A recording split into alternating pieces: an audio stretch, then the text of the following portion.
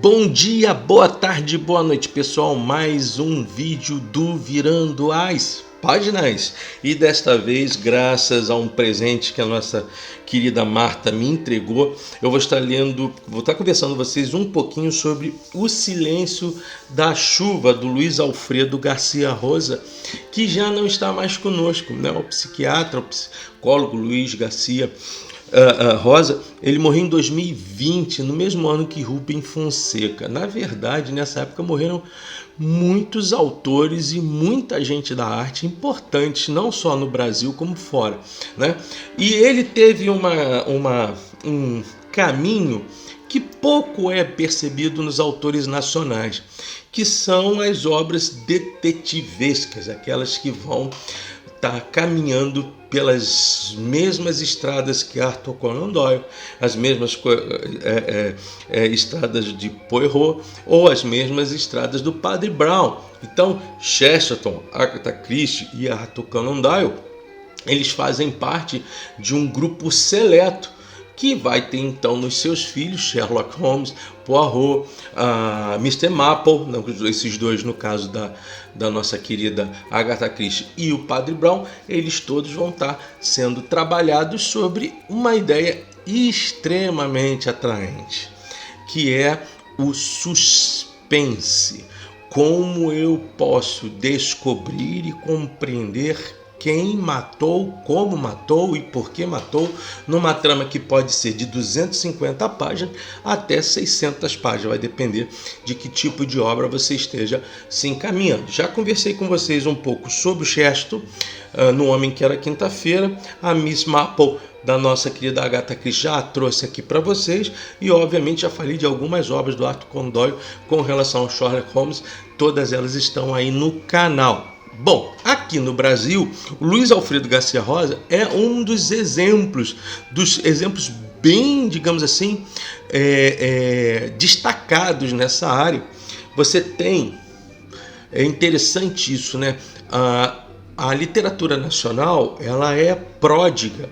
Então você vai ver autores nacionais no naturalismo, no modernismo, as questões do realismo, por exemplo, em Machado de Assis, e depois, com a Semana de Arte Moderna, as concepções mais variadas de um fruto literário que passa por Manuel Bandeira, por exemplo, Érico Veríssimo, o Drummond de Andrade, Carlos Drummond de Andrade, entre tantos, tá? E é difícil você achar autores que no Brasil tenham se aplicado a escreverem romances detetivescos. Você tem, eu falei agora há pouco tempo do Alfredo Serkis, né? Falecido Alfredo Serkis, que foi Silicone 21, e notoriamente mais conhecido foi o nosso querido Jô Soares, que acabou por trabalhar aquela não é uma quadrilogia, mas 4 livros. Um deles já até falei, aqui no canal, As Esganadas do Jô Soares, que foi o último livro que ele escreveu detetivesco nesta área. Mas você tem Xangô de Backstreet, você tem aqui o Homem que Matou Getúlio Vargas, e depois você tem Assassinato na Academia Brasileira de Letras, que são livros também detetivescos, mas com outro flerte, né? Normalmente pautado com muita ironia, sagacidade e comédia. E o Luiz Alfredo Garcia Rosa, ele acabou por singrar nesse caminho. Então ele tem várias obras aqui destacadas, e eu vou estar colocando algumas delas lá, todas elas editadas na sua grande maioria pela Companhia das Letras. E este livro dele, O Silêncio da Chuva, foi o primeiro livro dele que ele escreveu. Eu vou ver até que o ano, que eu acho que é isso mesmo, 2005, mas a obra é datada de 1996, e a Companhia das Letras vai trazer outras tantas edições. Ele escreveu para mais de 12 romances em relação a isso, e quase todos usando os mesmos epigramas e o mesmo personagem, que é aqui um inspetor ou detetive Spinoza. Até é interessante porque ele também era filósofo, e eu vou tentar buscar isso mais adiante para tentar compreender se ele também usou o nome de Spinoza, de Baruch Spinoza, o filósofo, se ele se utilizou desse nome para dar para nominar o principal personagem de todas as tramas detetivescas que ele criou. Mas antes de tudo, para eu depois falar um pouquinho mais sobre este livro, eu queria dar uma dica que está ali. Você deve ter visto no post algumas dicas de como se ler livros detetivescos. A primeira, não tome conclusões precipitadas. Não vai logo querendo saber quem matou quem e como se matou. Não queira ir na frente do personagem que é o detetive, ou mesmo que o autor, né? Existem alguns casos, esse aqui é um caso exemplar, e as esganadas também têm, que o ritmo do trabalho do autor, tanto o Jô quanto o Luiz Alfredo, eles vão pregar uma peça na gente, né? Com relação ao Jô Soares, ele em Esganadas, por exemplo, ele já diz para você logo de cara, no primeiro capítulo, você já sabe quem é o assassino. Então, a tua prática de análise dedutiva e indutiva ao mesmo tempo, sob base lógica, normalmente esses livros fazem com que você tenha que aguçar muito esses exercícios mentais. Ela acaba se transformando não mais em descobrir quem matou, mas tentar entender por que matou, e mais do que isso, como esta pessoa será desmascarada pela polícia, pelo detetive em questão, tá? Então, esse é um primeiro passo. Não procure saber logo de cara quem foi que matou, não fique nessa ansiedade. Vai lendo o livro, pouco a pouco você vai tirando conclusões. Outra coisa, desconfie de todos, até do próprio morto. Normalmente o autor, e mais do que tudo isso, além de desconfiar de todos e também até do próprio morto, desconfie também do próprio autor. O autor pode estar te pregando uma peça e você pode ser completamente iludido e ludibriado pela Agatha Christie, pelo Sherlock Holmes, pelo o nosso querido Cheston, pelo Jô Soares ou pelo Luiz Alfredo de Garcia Rosa. Aqui ele já nos prega uma peça, eu não vou querer dizer qual é, mas eu vou tentar trabalhar esse contexto para você entender para mim qual foi a grande jogada desse livro, tá certo? Outro, anote as práticas de cada um dos personagens. Cada personalidade, o que eles fazem, e desconfie dos mais santinhos e não criminalize os piores, tá certo? Uma coisa muito interessante, eu não vou dizer qual a obra, mas quem já leu sabe, às vezes o assassino na trama é um conjunto de todos os personagens por ali alinhados pelo autor. Então, você precisa compreender, e o que eu acho que é uma vantagem muito grande nos livros detetivescos, é que você pode usar essas práticas para o teu dia a dia, tá certo? Não para incriminar alguém ou não para achar um criminoso, mas para ter uma capacidade dedutiva bastante elaborada. Você pode ter um contexto lógico a partir do quê? A partir de elementos que lhe são dados em relação a qualquer coisa da sua própria vida, tá bom? No quarto ponto que eu queria deixar para vocês, só morrem as vítimas, mas se prepare, elas podem voltar, tá certo? Então, como eu disse a você anteriormente, essa coisa de morrer em livro detetivesco, cuidado, né? O próprio Sherlock Holmes foi ressuscitado por Arthur Conan Doyle a pedido dos próprios fãs de Sherlock Holmes, quando o Conan Doyle já estava farto do Sherlock Holmes e tinha já o seu personagem como seu inimigo pessoal, né? Eu já falei sobre isso, depois vocês passam lá nos vídeos que eu conversei um pouquinho sobre algumas obras do Sherlock Holmes. E outra, conforme é colocado às vezes forçosamente na TV e em filmes do cinema, queria dizer para vocês o seguinte: o mordomo quase sempre não é o culpado, tá certo? Essa ideia de dizer que o mordomo é o principal culpado é uma questão muito voltada, primeiro, às grandes comédias detetivescas que existiram no cinema. Gene Wilder trabalhava muito isso, né? Por outro lado, o segmento que já é cada vez mais, o personagem que tem um segmento já de culpabilidade, ele acaba sendo deixado de lado pelos seus autores. Então, normalmente o mordomo não é o culpado. Agora, pode acontecer que ele venha a ser. E nos livros que eu li, onde ou o mordomo ou o empregado mais próximo da vítima é o culpado, o autor teve uma capacidade enorme de só deixar no último capítulo bem aberto a possibilidade disso acontecer. Bom, o Luiz Alfredo Garcia Rosa nos trouxe esse livro em 1996, fez mais 12 outros livros, ele ganhou o prêmio Jabuti, muito por conta dessa obra dele. Em 2019, esse livro virou filme. Quem participou desse livro foi a Cláudia Abreu. O Lázaro Ramos, que vai interpretar um inspetor, o detetive, o personagem principal, Espinosa, e você tem a Thalita Caraúta. Quem não conhece a Thalita Caraúta, lembre-se de trabalhos voltados à comédia, mas ela é bastante competente. No filme não chega nem aos pés do livro, e obviamente ele acaba tendo algumas nuances diferentes da obra.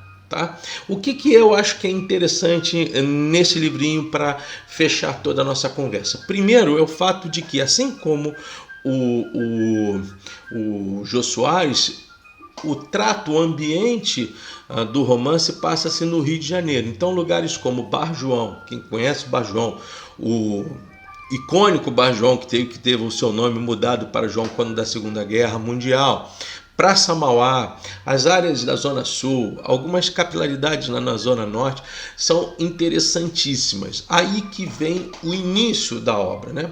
Se encontra um mega milionário, um empresário bem sucedido, é encontrado em meia Praça Mauá com um tiro na cabeça dentro do carro, mas só que a arma do pseudo assassinado, ela some. E aí o processo que o Espinosa vai ter que tentar decifrar não está apenas na morte em si, mas justamente entender para onde foi esta arma.